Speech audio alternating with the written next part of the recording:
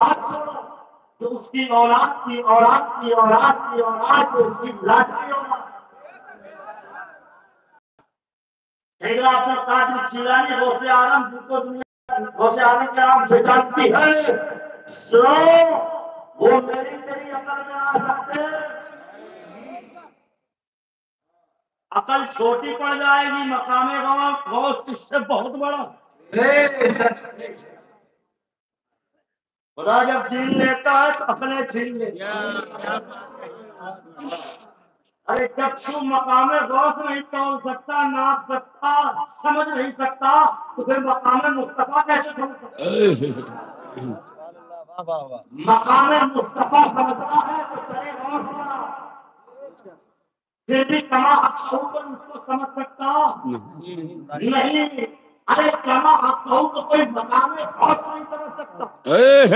واہ واہ بے شک۔ میں ایک روایت بیان کر دوں، روایت آپ نے سنی ہے، مقصد روایت بیان کرنا نہیں ہے، ذہن آپ کا اس طرف بڑھانا ہے کہ مقام غوث ہے کیا۔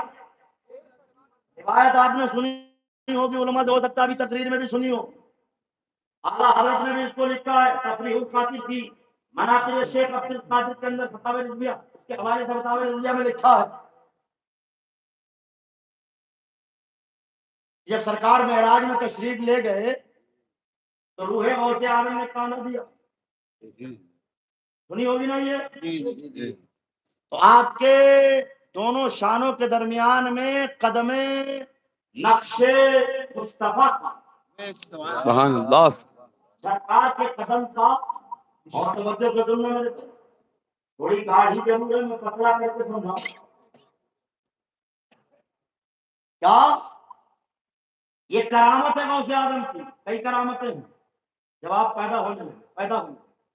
ایک کرامت یہ بھی تھی جب آپ پیدا ہوئے تو آپ کے دونوں شانوں کے درمیان میں سرکار کے قدم کا نشان تھا۔ روایت آپ نے